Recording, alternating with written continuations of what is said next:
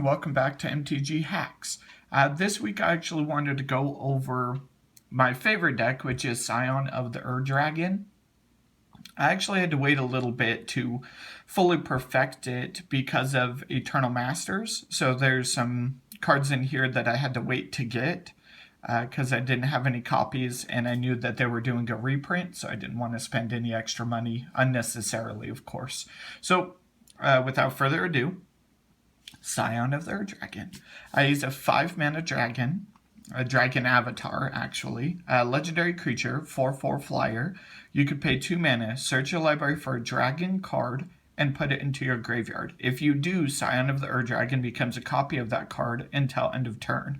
Then shuffle your deck. I do want to clarify, this may be some foreshadowing, I'm not 100% sure, but it says dragon card. So eventually down the road, there may be a dragon card, not just a creature. But for right now, it's all dragon creatures, okay?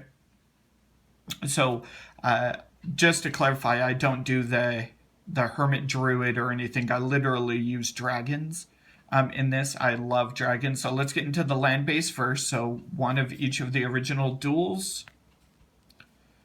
And then let's get a little further. One of each of the shock lands. To make sure good color fixing. So there's 10 of each of the duels and 10 shocks. Not each of the duels, my apologies. Now let's get into this. So I do play 7 fetches. I don't go the full 10 package because I actually don't think it's necessary. That's kind of wasted cards, to be honest, in my opinion. Because with dragons, it is a very mid-ranged deck. So I want to make sure that I have actual lands. So there's Flooded Strand, Verdant Catacombs, Arid Mesa, Wooded Foothills, Bloodstained Mire, Misty Rainforest, and Scalding Tarn. Then I utilize some very good lands to add any color, so Command Tower, of course. Haven of the Spirit Dragon, I like it because you could tap it to add 1 mana of any color to your mana pool, as long as that mana is spent on a dragon's creature, or you could pay 2 mana, sacrifice it, and return a dragon card, or Ugin the Planeswalker. I don't play Ugin, but it's fun. Cavern of Souls, which is very pretty. And it comes into play, choose a creature type. I could add a colorless, or I could add any mana to my mana pool as long as it's spent to cast that creature, and then if it is used to cast that creature, the creature can't be countered. A Reflecting Pool to add mana. A couple filters, because red is a very dominant color in this. Red, green, and black. So Fire-Lit Thicket, Cascade Bluffs, and Graven Cairns. I do play 2 man lands because you always have to have an alternative win condition. So Lavaclaw Reaches and Raging Ravine, both of them add red. That is why. Flamekin Village, I like it because it hastes. So it's kind of just a good way. I don't play any elementals, so it's always going to come into play tapped.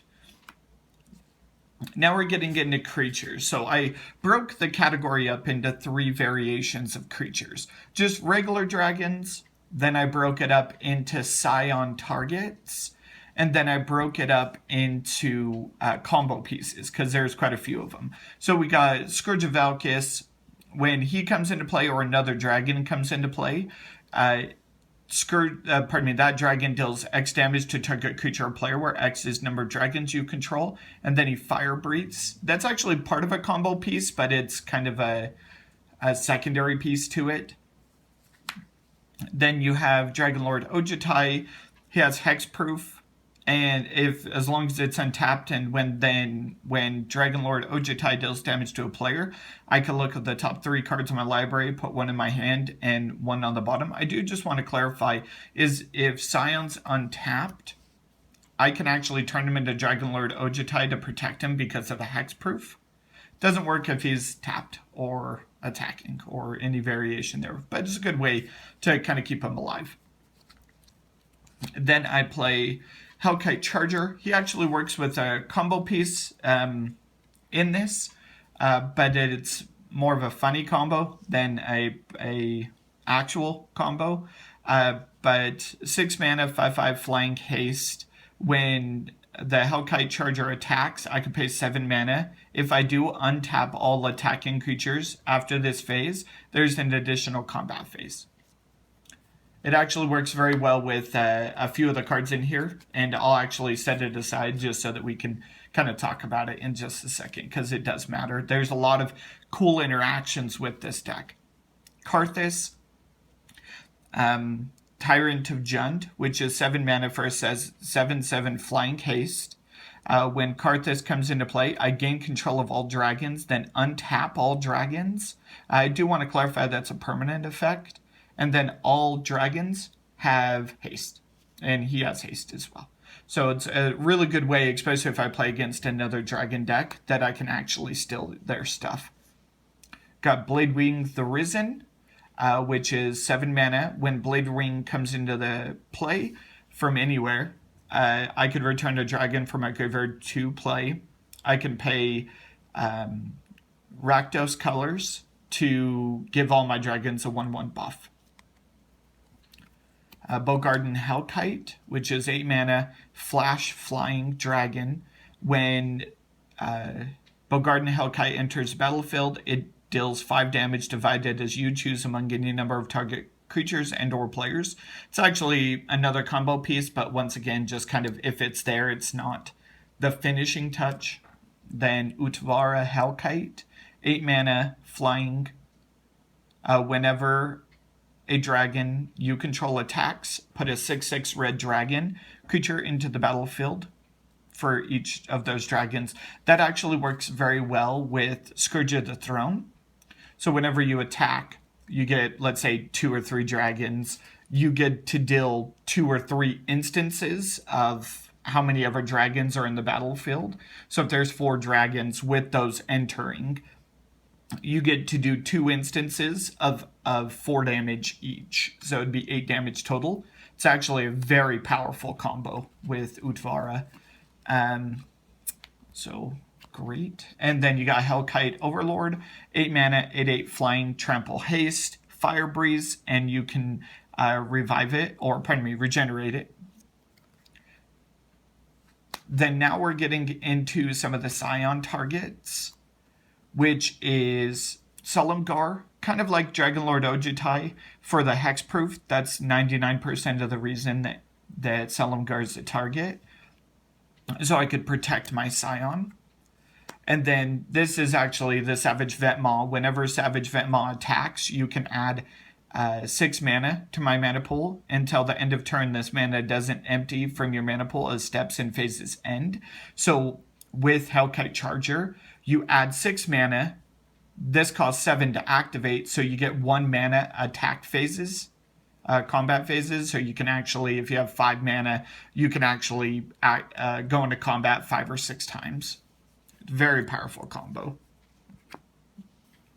Another target, which a lot of people love their artifacts in Commander. So Hellkite Tyrant is 6 mana for a 6/5 flying trample.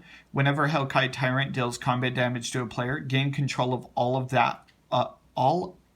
all artifacts that player controls. Pardon me, it got a little tongue-tied. At the beginning of your upkeep, if you have 20 or more artifacts, you win the game. That secondary effect doesn't even matter.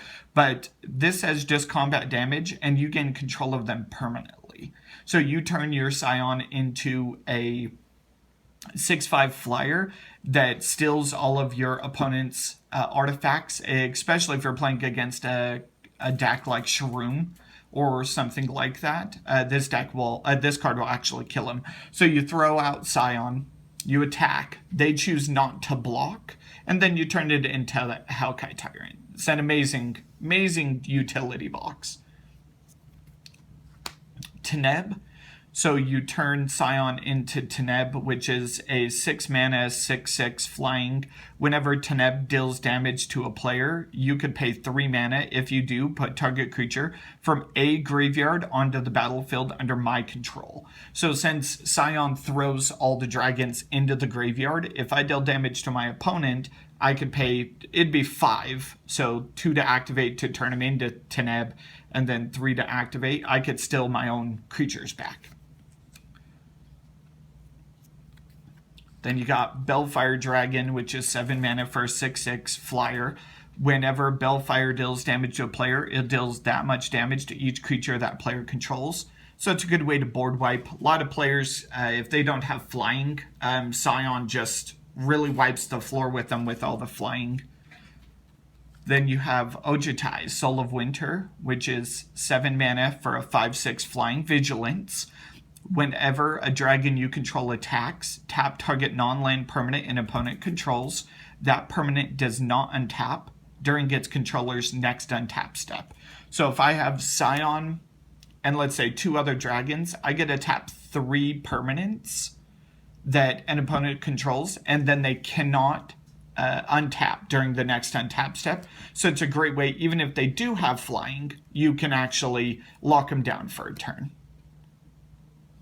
Then Atarka World Render, which is 7 mana for a 6/4 flying trample, that whenever a dragon you control attacks, it gains double strike. So that's an amazing power, especially with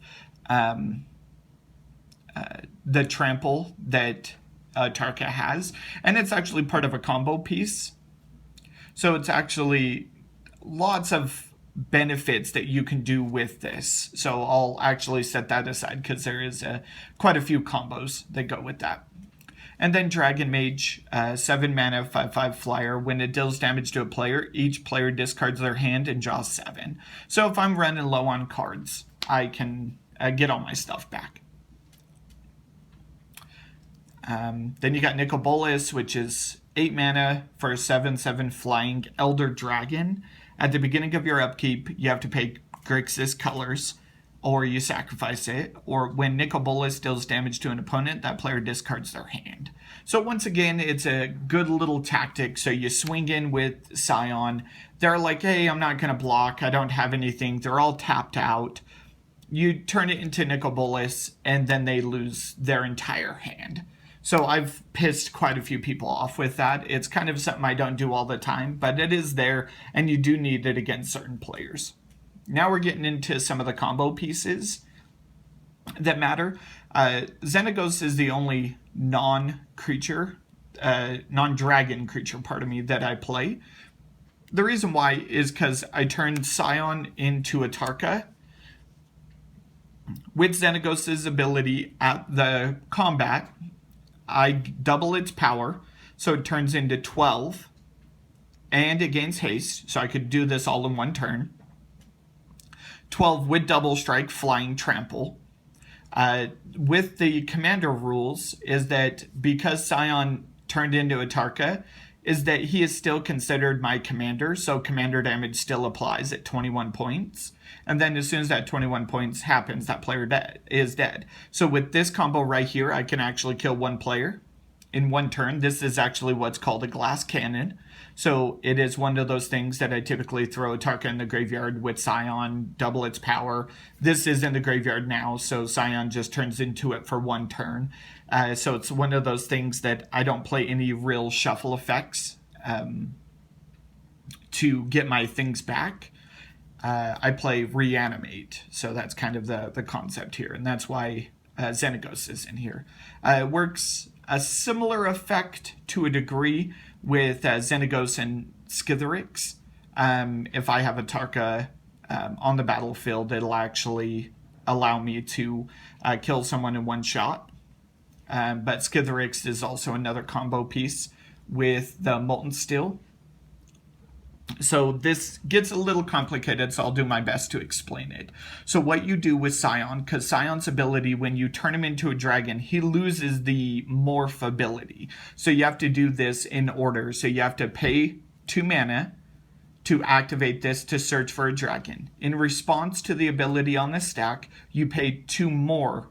So it's a total of 4 mana that you've spent to put 2 instances of Scion's ability on the stack. The first instance, you turn him into Moltensteel. He has a Phyrexian red to fire breathe. What happens with this is that because of the rules, when a card transfers or shapeshifts, let's just call it shapeshifting, is that it still will retain any of the buffs that it had from its previous power. So what's going to happen is that you're going to buff this up by, let's say it turns into Skitterix, which I need 6 to make this 10 to do the poison or the infect. Okay, so I paid 12 life to add 6 power. The other ability will resolve and turning him into Skitterix. So now Skitterix is a 10-4 with infect. So it's a finisher. A glass cannon, once again, because Moltensteel is the only one that actually does this.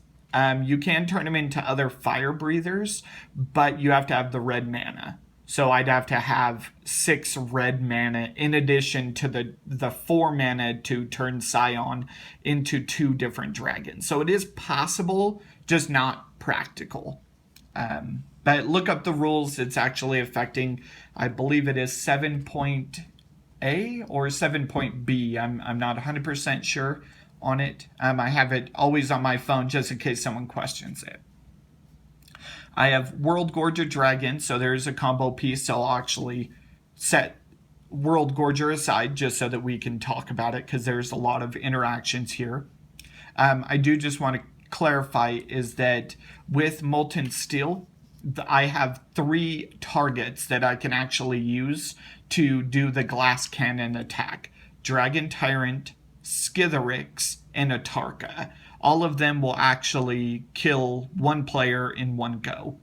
That's also why I play the Xenagos, is because it allows me to do the combo piece with Atarka and Dragon Tyrant without having to pay Phyrexian or Fire Breathe. So Dragon Tyrant, part of me, is 10 mana, flying, trample, double strike. At the beginning of your upkeep, you have to pay 4 red, or you sacrifice it and it fire breathes. Now we're getting into some ramp, so I am keeping the World Gorger Dragon just off to the side until we run across it. So here's some ramp, because I really want to get colors. I really want to get out there really, really fast. So there's Chrome Mox to allow me to get out there pretty quick. So 0 casting, you imprint a non-artifact, non-land card, and then you can tap it to add any mana of the exiled card's colors to my mana pool. Mana Crypt, for fast mana, it works very well with the commander's ability, just not casting the commander. For the first time, Mox Diamond is 0 cast. Basically, you have to discard another land, or Mox Diamond goes to the graveyard immediately, and you can't use its tap to add any color ability. Soul Ring. Then we got some mana ramp, which is Farseek. Since I play all dual lands and shock lands, I can actually grab any color land. Nature's Lore searches for a forest, puts it into play. Sky Shrouded Claim puts that into 2 lands into play. Chromatic Lantern just allows me to color fix, which is very easy. Spoils of Victory allows me to search for any. Recross the Path searches for the top land, then I can clash. Now we're getting into some cards that actually throw dragons into my graveyard, either from my hand or from my deck.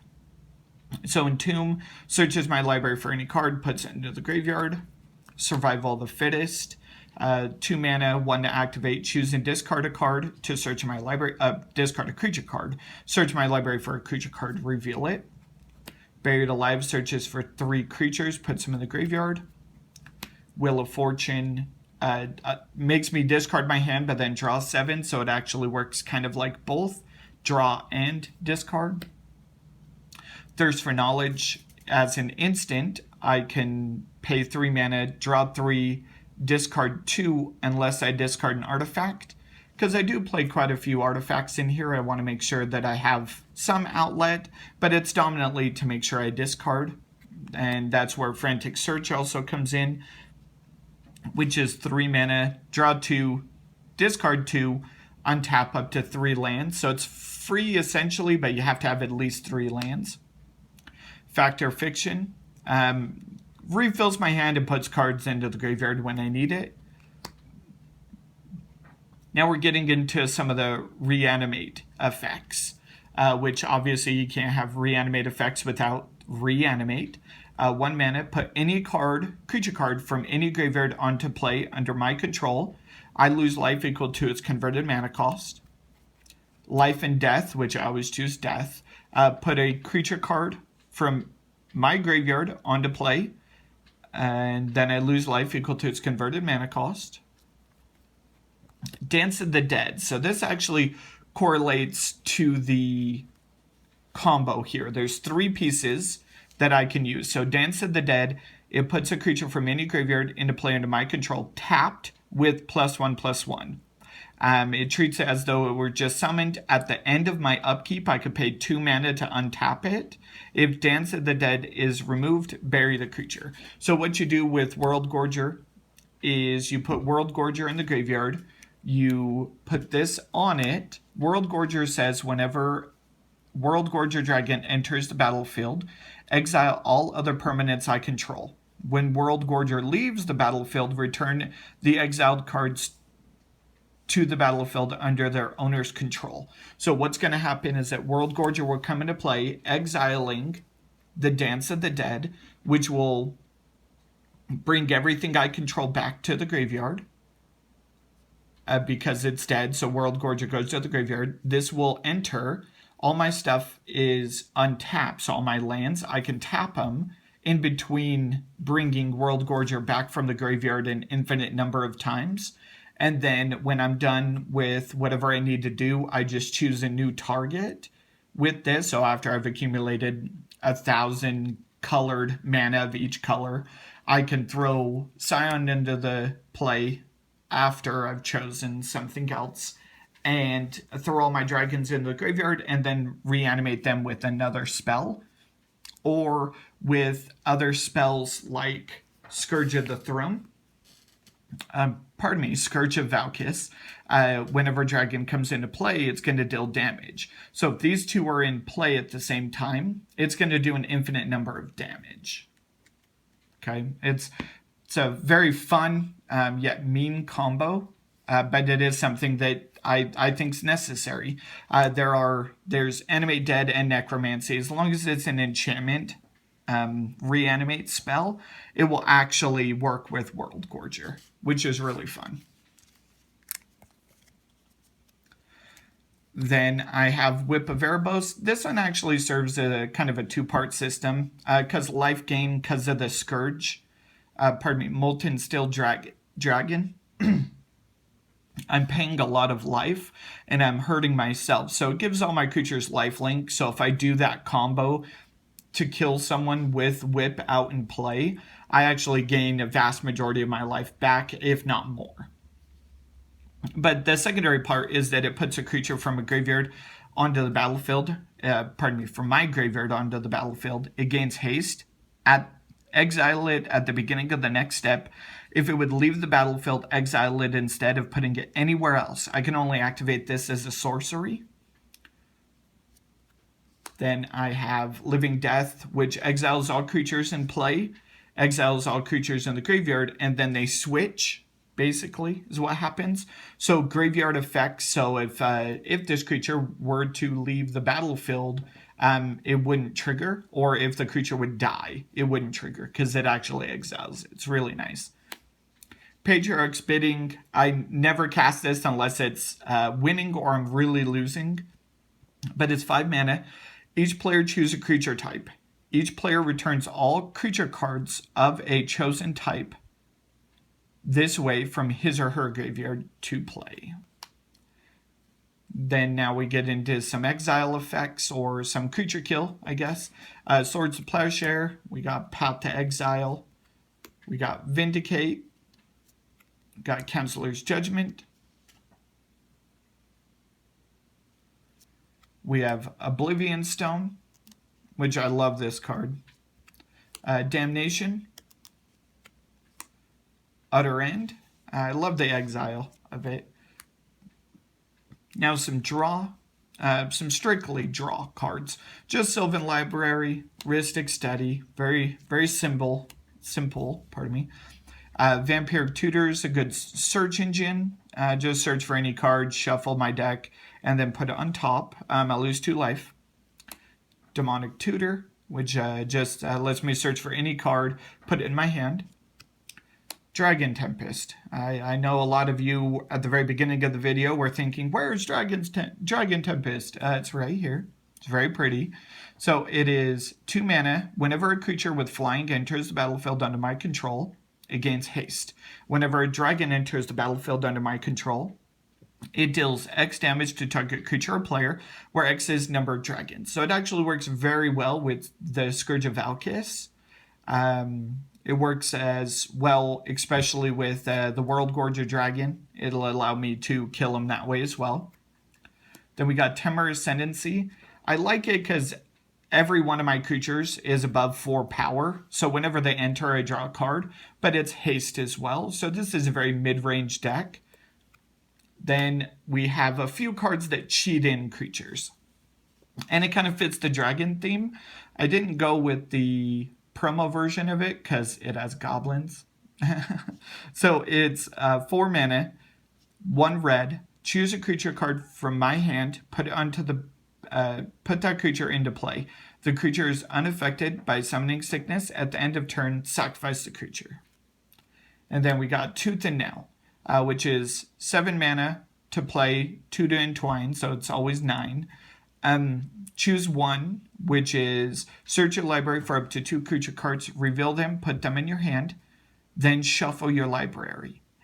Or put up to 2 creature cards from your hand into play. If you entwine it, it does both of them, which is fantastic. I love that card. So that is my dragon deck. I really hope everyone enjoys it. As always, like, subscribe, share, and please comment below. Thanks, everyone.